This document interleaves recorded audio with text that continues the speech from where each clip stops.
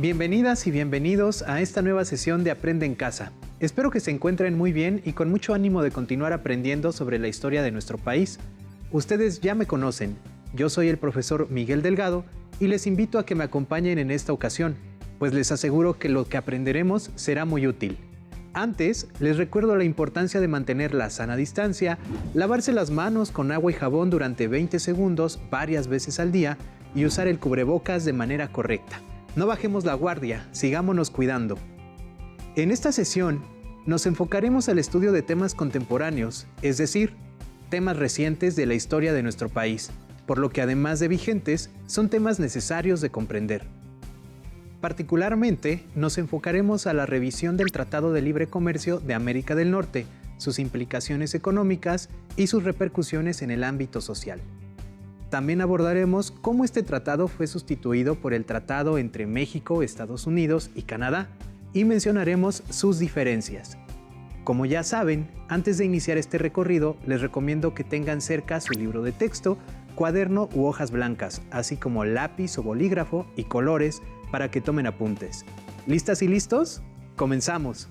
En historia nos gusta leer mucho, pues la lectura, además de ser un buen hábito, nos ayuda a comprender mejor nuestro entorno, abriendo nuestra mente a nuevos conocimientos y a eventos del pasado que nos permiten entender nuestro presente. Por eso les invito a leer el texto TLC, El día siguiente, de Carlos Fuentes, escrito en 1993, y dice así. La Guerra Fría no solo la perdió la Unión Soviética, también la perdió Estados Unidos. La prueba, la incapacidad norteamericana de trabajar en el mundo con el mundo, ya no como una superpotencia militar, aunque ciertamente como un primero entre iguales, ya no en la desastrosamente estéril carrera armamentista, sino en las urgentes tareas de la posguerra fría, la cooperación económica, la reducción del abismo norte-sur.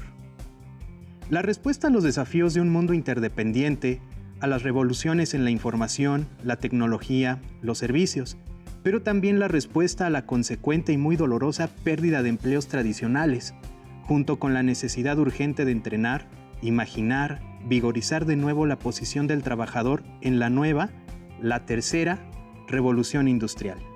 No obstante, en el nuevo mundo posterior a la Guerra Fría, que es un mundo de información instantánea, la victoria tiene su precio para un país tradicionalmente aislado como México, donde literal y metafóricamente el que la hace la paga. ¿Puede el sistema político mexicano ampararse en la impunidad mientras lo escudriñan las cámaras de televisión del primer mundo? La microeconomía, sin embargo, sigue capturada en el círculo vicioso del subdesarrollo. Los pobres no salen de la pobreza, los ricos concentran cada vez más riqueza. Llevar los beneficios del mercado a los millones de mexicanos marginados y desheredados. Hacerlo va a requerir no solo una segunda revolución económica, sino una primaria y auténtica revolución política. En un país como México, democracia significa, ciertamente, elecciones limpias, instituciones electorales independientes, credibilidad en los resultados y rápida comunicación de los mismos. Pero también significa acceso a los medios de información, seguridad personal, justicia, significa el fortalecimiento de los poderes legislativo y judicial frente al poder del Ejecutivo. El retraso democrático a partir de hoy le costará a México más que nunca. Costará prestigio, credibilidad, inversión, mercados, auténtica modernización. Por el momento, México en términos democráticos no pasa ni de panzazo. Merece apenas un 5 de calificación. En agosto de 1994, deberá merecer por lo menos un 8. Hoy, sin embargo, provenientes de tradiciones distintas, marcados por una enorme asimetría de poder, pero con contribuciones culturales también enormes que hacer, tanto México como Estados Unidos de América han indicado su deseo de unirse al mundo. Un mundo que, después de la destrucción de la Guerra Fría, requiere una vasta reconstrucción. No será fácil. Es bueno saber que ambos países serán activos participantes en la tarea infinitamente difícil de crear un orden internacional humano, modesto pero viable. Hasta aquí esta lectura. A propósito de la misma, ¿podrían responder la siguiente pregunta? ¿Cuál es la situación de la política y la economía mexicana en 1993? Comencemos haciendo un repaso. Como recordarán, la sesión anterior estudiamos el impacto que tuvo el final de la Guerra Fría en México, cómo este conflicto influyó en el activismo latinoamericano y también detonó la adopción de políticas multilaterales en un mundo que comenzaba a globalizarse. Pues bien, en esta sesión estudiaremos dos de los tratados internacionales más importantes para nuestro país en materia económica. Me refiero al Tratado de Libre Comercio de América del Norte, también llamado Telecán, y su posterior reemplazo por el Tratado entre México, Estados Unidos y Canadá, también conocido como TEMEC. Este último está vigente y entró en vigor apenas hace unos meses. Como ya les había adelantado, analizaremos sus principales diferencias, pero más importante que ello, conoceremos el contexto social y económico que México vivía a principios de la década de 1990 y de qué manera repercutió en ellos el Telecán. Para comenzar con la explicación de este tema, plantearemos un par de preguntas. ¿En qué contexto internacional se firma el Telecán? ¿Qué situación política y económica atravesaba México en 1994? Antes de comenzar, les invito a revisar un video. Bueno, aquí quiero proponerles que vayamos al origen, que sería, para poner una fecha, 1982.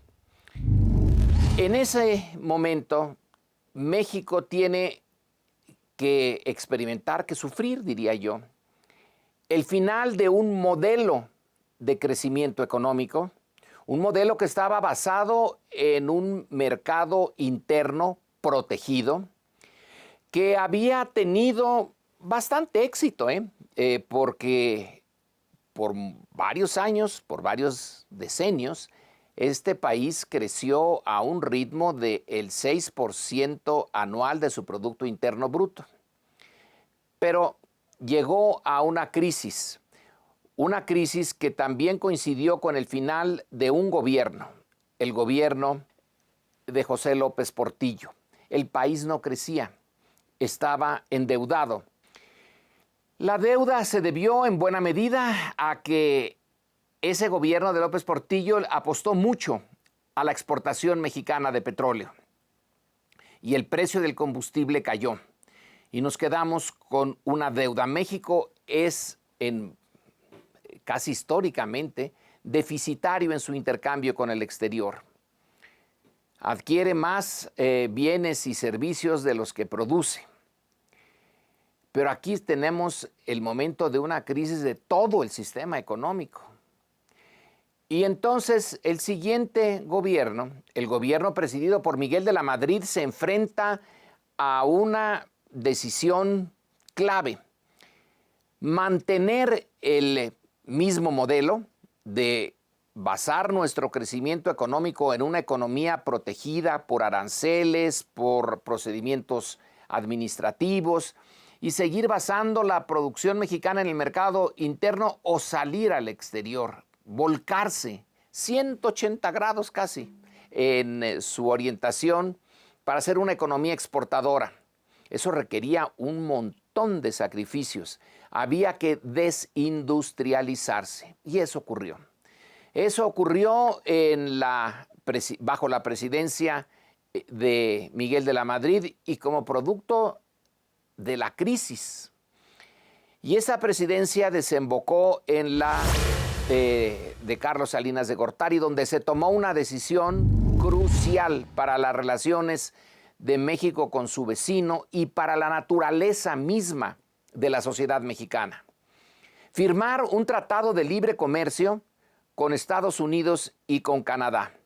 Dos economías muy distintas de la nuestra. La economía norteamericana es gigante, poderosa, y la nuestra estaba en serios problemas. De un crecimiento aceptable pasó a un decrecimiento y luego con muchas dificultades manteniendo un crecimiento mediocre. Entonces, este tratado entre desiguales, eso hay que subrayarlo, implicaba aceptar que la naturaleza de nuestra economía, de nuestra actividad cotidiana, iba a cambiar. De ahí en adelante tendríamos que pensar mucho en exportar. en buscar el mercado norteamericano, en encontrar nuevos nichos allí y deshacer mucha de la industria que se había creado sobre todo a partir de la Segunda Guerra Mundial en México. Son formas de vida, formas de ver a México, de concebirnos a nosotros mismos, de una cierta autonomía económica. Teníamos que pasar a una dependencia muy clara frente a los Estados Unidos y la decisión se tomó. Siempre es bueno escuchar a los expertos de nuestro país, pues contribuyen a esclarecer los procesos que estudiamos. La información del video nos ayuda a entender el contexto internacional en el que se firmó el Telecán en 1994. Recordemos que la Guerra Fría había llegado a su fin unos años antes, tras la caída del Muro de Berlín en 1989 y la desintegración de la Unión Soviética en 1991.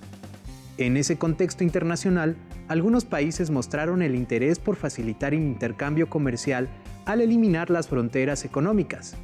Así, en 1993 se conformó la Unión Europea. Por su parte, Estados Unidos de América buscó alianzas en nuestro continente, ante la necesidad de integrarse al comercio internacional y de no quedar al margen de un nuevo mundo globalizado. En México, el contexto económico antes de la firma del Telecán no era nada sencillo.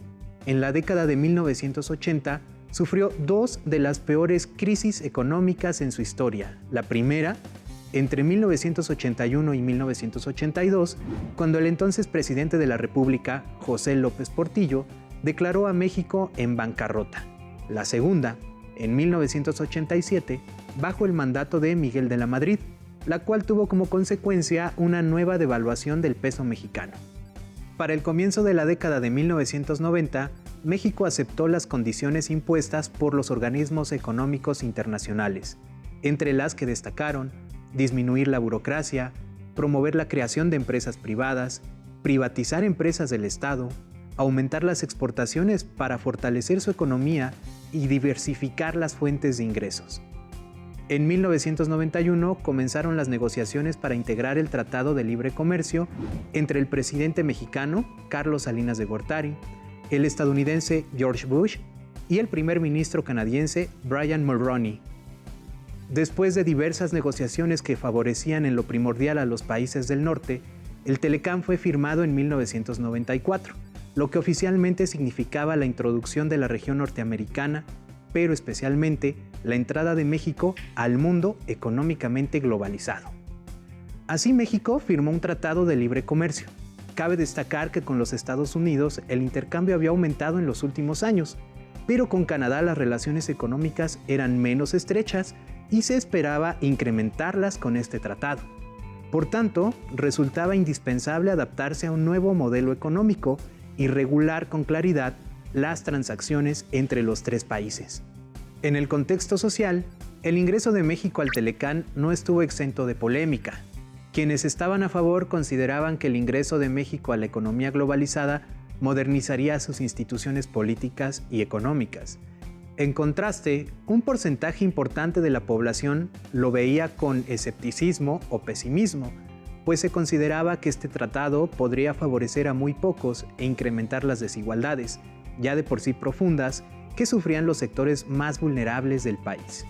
Por supuesto que el ingreso de México a este nuevo modelo económico traería consigo importantes cambios en todos los ámbitos de la vida en el país.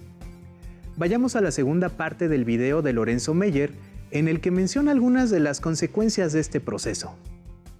Y entonces México entró de lleno en un doble proceso.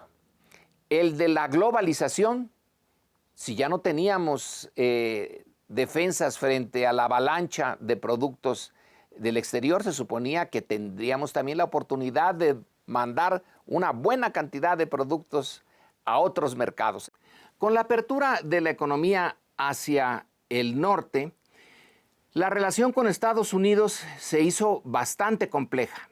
El centro es este: inversiones, exportaciones, pero a la vez se está dando otro fenómeno o otros fenómenos.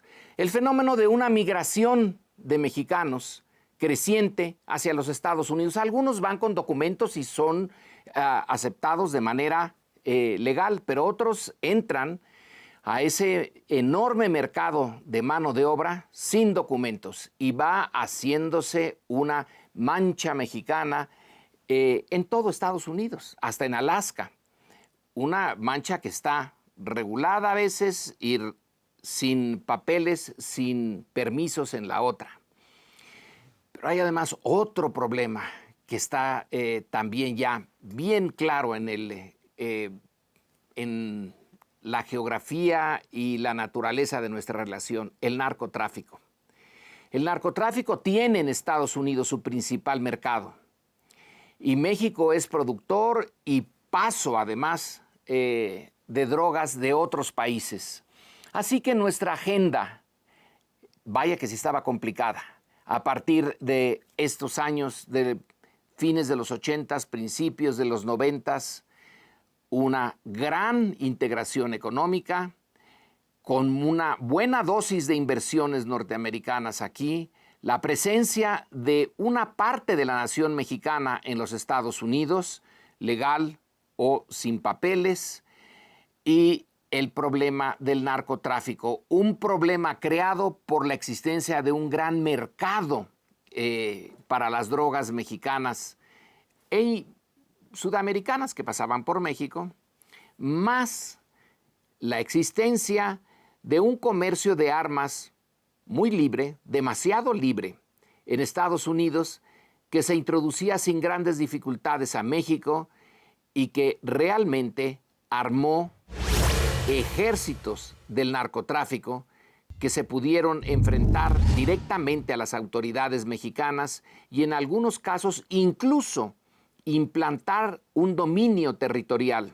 Todo esto forma parte de la compleja relación con Estados Unidos en esta parte final del siglo XX. Como se menciona en el video, la firma del Telecán contribuyó a hacer más compleja la relación entre México y Estados Unidos al final del siglo XX. En cuanto a sus implicaciones en México, diversos autores consideran que la mayoría de las metas a las que el país aspiraba al integrarse al Telecán no fueron cumplidas, entre ellas, eliminar la dependencia del petróleo de la economía mexicana. Además, se pretendía disminuir la diferencia salarial entre los trabajadores estadounidenses, canadienses y mexicanos, lo que no ocurrió, pues fue aumentando con el paso de los años en perjuicio de los mexicanos. En el aspecto socioeconómico, las desigualdades se incrementaron, particularmente la pobreza, además de que muchas empresas locales quebraron ante la imposibilidad de competir frente a las grandes corporaciones estadounidenses y canadienses. Por otro lado, favoreció el aumento de las exportaciones e importaciones con los Estados Unidos y Canadá. Además, el Producto Interno Bruto también creció de $262,000 millones en 1990 a $1,144,000 millones en 2015, según algunas fuentes, lo que nos habla de un fortalecimiento macroeconómico, pero un debilitamiento a nivel microeconómico, es decir, local. No sería hasta 2017 que el Telecán ocuparía nuevamente los reflectores de toda la región, pues tuvo que ser renegociado debido principalmente al descontento del exmandatario estadounidense Donald Trump, llegando a su final después de 23 años de vigencia. Con esto dieron inicio negociaciones para un nuevo tratado entre los tres gobiernos, el estadounidense encabezado por el expresidente Donald Trump, el canadiense representado por el primer ministro Justin Trudeau y el mexicano representado por Enrique Peña Nieto, expresidente de México. Las negociaciones se consumaron hasta el 2020 debido a los distintos intereses políticos y económicos de los tres países. No obstante, el día 1 de julio de 2020, el TEMEC entró en vigor, siendo firmado por Donald Trump en representación de Estados Unidos, Justin Trudeau por Canadá y Andrés Manuel López Obrador como mandatario de México. A este sucesor del Telecán se le daría el nombre de TEMEC, que significa Tratado entre México, Estados Unidos y Canadá. Entre las principales diferencias existentes entre el Telecán y el TEMEC, destaca que este último contempla temas salariales que comprometieron al gobierno mexicano a incrementar el salario mínimo y a ratificar sus compromisos laborales ante la Organización Internacional del Trabajo. También el TEMEC contempla beneficios económicos al sector tecnológico y automotriz, los cuales el Telecán no planteaba con tanta atención. Además, se estipuló la revisión periódica del TEMEC cada 6 años, sin opción a que éste se pueda eliminar, y determinando que su duración mínima es de 16 años. No obstante lo anterior, aún es demasiado pronto para poder distinguir o pronosticar cuáles serán las consecuencias del TEMEC en la economía mexicana, pero tengan por seguro que ello también formará parte de la historia contemporánea de nuestro país. Como aprendimos en esta sesión, el contexto internacional en que se firmó el Telecán obligaba a las naciones del mundo a integrarse a una nueva economía globalizada y liberar a los mercados del control del Estado con la esperanza de fortalecer sus economías internas a través de su apertura al mundo. En el contexto nacional, en la década de 1980, México había pasado por 2 de sus peores crisis económicas, las cuales le llevaron a abrirse al mundo con la finalidad de cumplir con sus deudas y compromisos internacionales.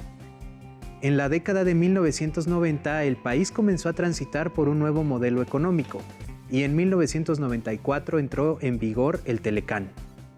Aunque el tratado pareció no haber solucionado los principales problemas económicos de México y acrecentó algunos otros como la pobreza y la desigualdad, nuestro país dio un paso inevitable hacia una nueva forma de organización global, política y económica.